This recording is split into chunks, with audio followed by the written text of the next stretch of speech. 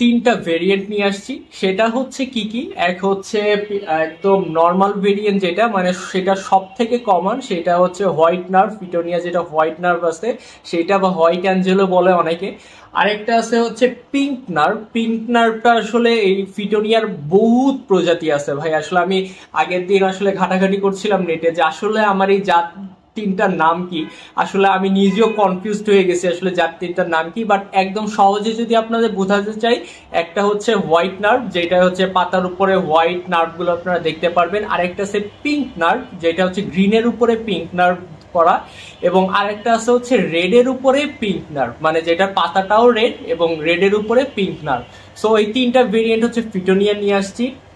এবং ফিটোনিয়া বাদেও আরো কিন্তু আমি প্রায় 4টা প্লান্ট আনছি। সেই 4টা প্লান্টের মধ্যে 2টা প্লান্টের আসলে নাম আমি জানি না। সেই 2টা প্লান্টে হচ্ছে একদম ফ্রন্টে লাগানো আছে, মানে আমি জাস্ট চারা নিয়ে আসছি, মানে এটা আমি কিনে আনিনি। সো এটা আমি জাস্ট চারা নিয়ে আসছি যে দেখার জন্য যে আমার এখানে গ্রো করতে আমি পারি কিনা। একেবারে ছোট ছোট 2টা চারা আনছি, হয়তো আমি ভিডিওতে জুম করে দেখাবো একটু পরে, আপনারা ধৈর্য ধরেন, আমি জুম করে সবগুলো প্লান্টই দেখাবো। তো ওই প্লান্ট দুইটা যদি গ্রো করতে পারি, ওই প্লান্ট দুইটার দাম আরো অনেক ছিল নার্সারিতে, প্রায় হয়তো 800 টাকা হচ্ছে করে পট ছিল। প্লান্ট দুইটার নামও আমি জানি না, মানে ভুলে গেছি, যদিও লাস্টে রোজ টাইপের কিছু একটা ছিল। সবই হচ্ছে টেরিয়ামে লাগানোর প্লান্ট, মানে টেরিয়ামে লাগানোর প্লান্ট বলতে হচ্ছে হাই হিউমিডিটি এরা পছন্দ করে এই টাইপের প্লান্ট আসলে। সো ওইখানে এরকম 2টা প্লান্ট নিয়ে আসছি, মানে একেবারে ছোট ছোট 2টা চারা একদম নিয়ে আসছি। আর আর নিয়ে আসছে হচ্ছে একদম পিছনে আমাদের ওয়ালে যেটা দেখতে পাচ্ছেন হ্যাঙ্গিং প্লান্ট নিয়ে আসছি। হ্যাঙ্গিং যেই প্লান্টগুলো নিয়ে আসছি, এই প্লান্টের নাম হচ্ছে ওয়াটারমেলন। ওয়াটারমেলনের আগে হচ্ছে আরো কিছু একটা ছিল, হয়তো হচ্ছে মিস্টিডিস না এরকম কি টাইপের যেন একটা প্লান্ট আছে। যাই হোক, আমি প্লান্টের নামটা হচ্ছে ডিসক্রিপশন মানে ভিডিওতে লিখে দিব, কোনো সমস্যা নেই, আপনারা জানতে পারবেন। আসলে আমার মাথায় মনে নাই, আসলে এই প্লান্টগুলো একেবারে নতুন আমার জন্য, বাট প্লান্টগুলো সম্বন্ধে আনার আগে খুব ভালো করে রিসার্চ করে নিয়েছি এবং দেখা যাক গ্রো করতে পারি কিনা। এবার এক এক করে বলি যে আসলে ফিটোনিয়া বলেন বা আমার পিছনে যে প্লান্টগুলো আছে এগুলো প্রত্যেকটাই কিন্তু একদম খুবই সুন্দর এবং কিছুটা রেয়ার টাইপের প্লান্ট, যেগুলো আসলে খুবই সুন্দর লাগে আমাদের টেরিয়ামের জন্য এবং ঘর সাজানোর জন্য যথেষ্ট পরিমাণ সুন্দর লাগে। প্রথম কথা, ফিটোনিয়া বলেন বা আমার পিছনে যে ওয়ালে লাগানো হ্যাঙ্গিং প্লান্টগুলো যেগুলো আছে, এই প্লান্টগুলো বলেন, এই প্লান্টগুলো আসলে কোন টাইপের প্লান্ট, এইগুলো কেমন পরিবেশে রাখতে হয় যদি বলেন, এরা প্রচন্ড পরিমাণে হাই হিউমিডিটি পছন্দ করে। হাই হিউমিডিটি পছন্দ করে বলতে এরা আর্দ্রতা পছন্দ করে। আমাদের টেরিয়ামের ভিতরে কিন্তু আপনারা সকলেই জানেন প্রচুর পরিমাণে আর্দ্রতা থাকে এবং বাষ্প জমে। এই জিনিসটাই হচ্ছে এই প্লান্টগুলো খুব পরিমাণে পছন্দ করে, না হলে কিন্তু এরা ড্রাই আউট হওয়ার একটা সম্ভাবনা থাকে। যদিও আপনারা নার্সারিতে গেলে বা যেখানে কোনো স্টোরে যান না কেন, এই প্লান্টগুলো দেখবেন যে পটে আসলে লাগানো থাকে, এবং পটে যখন লাগানো থাকে এগুলো হয়তো তখন বেশি একটা সুন্দর লাগে না, মানে হয়তো পাতাগুলো একটু কুচকায় থাকে বা একটু দেখলে মনে হয় যে একটু স্ট্রেস আছে প্লান্টটা, বা হয়তো একটু শুকনা শুকনা ভাব লাগে। বাট এটা আপনি যখন হাই হিউমিডিটি আলা কোনো জায়গায় রাখবেন, যেখানে হিউমিডিটি অনেক হাই, এরকম একটা জায়গায় রাখবেন, দেখবেন আপনার প্লান্টটা একেবারে সতেজ হয়ে যাবে, খুব ভাইব্রেন্ট একটা কালার দেবে। যদি গ্রিন হয় গ্রিন কালারটা সুন্দর দিবে, রেড হলে রেড কালারটা সুন্দর দিবে, এবং এবং যেই কালারই হোক না কেন একেবারে সুন্দর কালার দিবে। এবং আপনার পাতাটা দেখবেন হার্ড হয়ে যাবে। হার্ড বলতে হচ্ছে যে কোনো গাছের পাতা যখন বেঁচে থাকে পাতাটা, তখন দেখবেন পাতাটা শক্ত থাকে, আর পাতাটা যখন মারা যায় তখন দেখবেন পাতাটা কিন্তু একদম নরম তুলতুলে হয়ে যায় বা বাঁকায় যায়।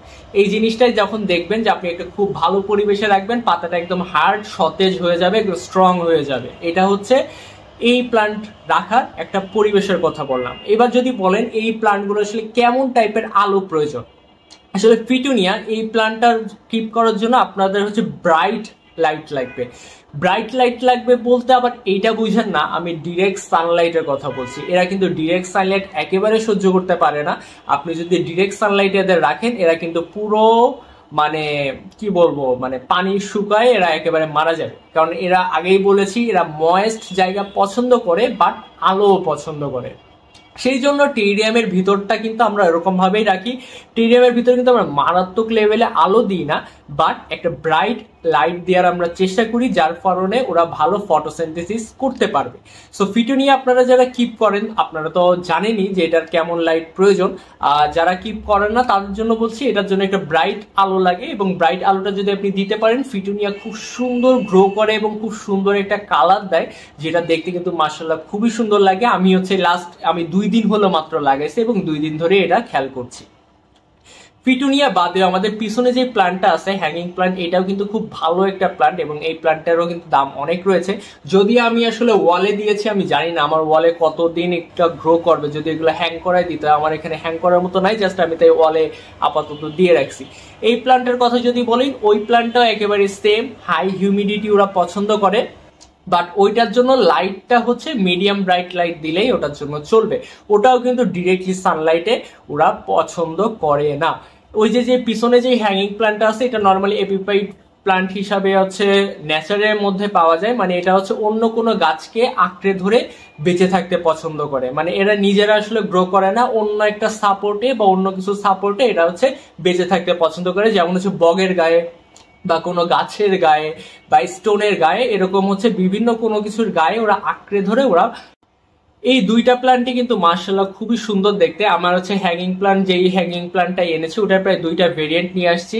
একটা হচ্ছে যেটার পাতায় নার্ভ দেখা যায়, মানে ওয়াটারমেলন যেটা আছে সেটা হচ্ছে নার্ভ দেখা যায়, এবং অন্য যেটা আছে ওটাও কিন্তু নার্ভ দেখা যায় না, বাট ওটার পাতায় ছোপ ছোপ অনেক দাগ আছে, যেটা দেখতে অনেকটা চিতাবাঘের দাগের মতো আসলে আপনি বলতে পারেন। সো এই প্ল্যান্টগুলো কিন্তু সবগুলোই মাশাআল্লাহ খুবই ভালো, এবং এই প্ল্যান্টগুলো যদি আপনারা টেরিয়াম বাদে গ্রো করতে চান প্রায় সেমই আমি বলবো। জাস্ট হচ্ছে আপনারা মাটিটা প্রস্তুত করবেন। মাটিটা কি করে প্রস্তুত করবেন? আচ্ছা, মাটির কথা যেহেতু বললাম, এবার মাটির ক্রাইটেরিয়াটা বলি। ফিটুনিয়া কিপ করতে গেলে আপনার কেমন মাটি লাগবে? ফিটুনিয়া কিপ করতে গেলে কিন্তু অলওয়েজ আপনার একটা ময়েশ্চার সম্বন্ধ মাটি লাগবে। আবারও বলছি, ময়েশ্চার আছে এরকম একটা মাটি, মানে সাবস্ট্রেট আপনার বানাতে হবে। আপনার মাটিটা যদি একেবারে শুকনা হয় বা ড্রাই আউট হয়ে যায়, তাহলে কিন্তু আপনার ফিটুনিয়া মারা যাবে। কজ ফিটুনিয়া এই প্ল্যান্টটা প্রচুর পরিমাণে পানি পছন্দ করে। প্রচুর পরিমাণে পানি পছন্দ করে বলতে আবার এটা ভাববে না এটা অ্যাকোয়াটিক প্ল্যান্ট, এটা অ্যাকোয়াটিক প্ল্যান্ট না। এটা পানি পছন্দ করে বলতে বুঝাইছি নর্মাল যেসব প্ল্যান্ট আমরা হচ্ছে মাটির উপরে কিপ করি, সেই প্ল্যান্টগুলোর ভিতরে যেমন একটা পানি শোষণ করার একটা ইচ্ছা থাকে বা প্রবণতা থাকে, ফিটুনিয়ার মধ্যে কিন্তু এই প্রবণতাটা অনেক বেশি রয়েছে। এই জন্যই কিন্তু এরা ময়েশ্চার সম্বন্ধ বা হাই হিউমিডিটি জায়গায় থাকতে পছন্দ করে। এরা হিউমিডিটি থেকে, বাতাস থেকেও এরা নিজেকে হচ্ছে ময়েশ্চার রাখে, মানে নিজেকে সতেজ রাখে। ঠিক তেমনি আপনি যে মাটিতে লাগাবেন সেই সাবস্ট্রেটটা বা মাটিটাও কিন্তু একটু ভিজা ভিজা হতে হবে, বাট পানি জমে থাকলে কিন্তু আবার হবে না। সো আপনি যদি মাটিতে লাগান তাহলে আপনার মাটিটা একটু ময়েশ্চার সম্বন্ধ থাকতে হবে। সো মাটিটা কি করে প্রিপেয়ার করবেন? মাটিতে আপনি কোকোপিট দিতে পারেন, তারপর আপনি হচ্ছে মাটির সাথে হচ্ছে ভার্মি কম্পোস্ট ইউজ করতে পারেন, মাটির সাথে একটু বালি ইউজ করতে পারেন, তার সাথে কিছু কয়লা ইউজ করতে পারেন। তারপরে এর ভিতরে বিভিন্ন ধরনের যেসব সাবস্ট্রেট গুলো রয়েছে যেগুলো পানিকে শোষণ করে রাখতে চায় এবং ভালো একটা ড্রেনেজ দিতে পারে, দুইটাই কম্বিনেশন করে আপনি মাটিটা প্রস্তুত করবেন। এমনও না যে পানি আপনার মাটিতে জমে থাকবে, আবার এমনও না যে আপনার মাটি থেকে পানি সব উড়ে যাবে। সো এই দুইটার কম্বিনেশন করে আপনার মাটিটা বানাতে হবে, যেটা আমাদের টেরিয়ামের মাটিগুলো নর্মালি হয়, মানে আমাদের হচ্ছে ময়েশ্চার গুলো লক হয়ে থাকে টেরিয়ামের মাটিতে, কিন্তু পানি কিন্তু জমে থাকে না। ফিটুনিয়া এটা কিন্তু ডিরেক্টলি পানির মধ্যেও গ্রো করা যায়। আমরা যেমন হচ্ছে মানি প্লান্ট গুলো গ্রো করি পানির মধ্যে, জাস্ট হচ্ছে একটা ইসের মধ্যে একটা কৌটায় পানি নিয়ে বা একটা গ্লাসে পানি নিয়ে হচ্ছে মানি প্লান্ট গাছগুলো আমরা রেখে দিই এবং সেই গাছগুলো আস্তে আস্তে বড় হয়। ফিটুনিয়া কিন্তু ঠিক সেম ভাবে গ্রো করা যায়। জাস্ট আপনি কাট করবেন এবং কাট করে একটা হচ্ছে পানি সম্বন্ধ একটা যদি গ্লাসে রেখে দেন, এবং গ্লাসটা হচ্ছে আপনার জানলার পাশে বা যে কোনো একটা জায়গায় রেখে দিবেন যেখানে একটা ব্রাইট আলো আসে, বাট ডিরেক্টলি সানলাইট পড়ে না, বাট সারাদিন খুব ভালো একটা আলো পায়, এরকম একটা জায়গায় যদি রেখে দিতে পারেন, ফিটুনিয়া কিন্তু প্রায় 2-3 সপ্তাহের মধ্যে ওখান থেকে রুট দিয়ে দিবে, এবং ওই রুটটা দিয়ে এলে আপনি সেটা মাটিতে আস্তে করে রোপণ করে দিতে পারেন। আর আপনি যদি পানি দিয়ে গ্রো করতে না চান, আপনি ডিরেক্টলি হচ্ছে যেটা বললাম যে ময়েশ্চার সম্বন্ধে একটা পট বানাবেন, পট বানিয়ে আপনি হচ্ছে ওটাকে হচ্ছে জাস্ট লাগাই দিয়ে ফিটুনিয়া কাট করে একটা কাটিং নিয়ে আসবেন, কাটিং নিয়ে এসে জাস্ট লাগাবেন, লাগাই দেওয়ার পরে উপরটা হচ্ছে একটা পলিথিন দিয়ে জাস্ট একটু ঢেকে দিবেন যাতে ময়েশ্চারটা লক হয়ে থাকে।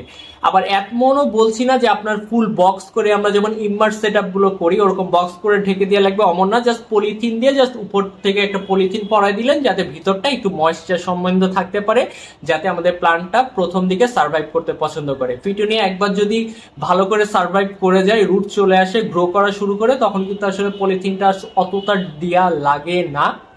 বাট আপনি যদি পলিথিনটা দিয়ে রাখতে পারেন তাহলে ময়েশ্চারটা ভালো পাবে, গ্রোথটা ভালো করবে, প্লান্টটা আপনার হেলদি থাকবে, ভালো থাকবে। আর একবার গ্রো করে গেলে যদি পলিথিন আপনি সরেও দেন সমস্যা নাই, গাছ মারা যাবে না, বাট আপনার ক্রমশই পানি স্প্রে করতে হবে যাতে আপনার পিটুনিয়াগুলো সতেজ থাকে এবং ময়েশ্চারটা সবসময় পেতে থাকে, এই জিনিসটা আপনার খেয়াল রাখতে হবে। সো সবসময় আসলে পানি স্প্রে করার থেকে আমার মতে যদি আপনি পলিথিন দিয়ে একটু ঢেকে রাখতে পারেন, মানে যদি ভালো মতো গ্রো করতে চান তাহলে একটু পলিথিন দিয়ে একটু ঢেকে রাখবেন, তাহলে খুব ভালো মতো আসলে গ্রো করবে।